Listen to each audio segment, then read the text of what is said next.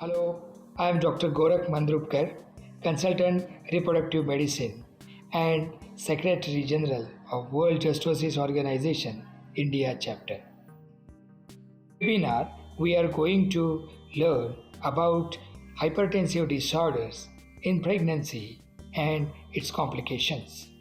We all know that ranging from chronic hypertension before pregnancy, these hypertensive disorders they go up to preeclampsia, eclampsia, and many other complications like acute renal failure, HELLP syndrome, pulmonary edema, and whatnot.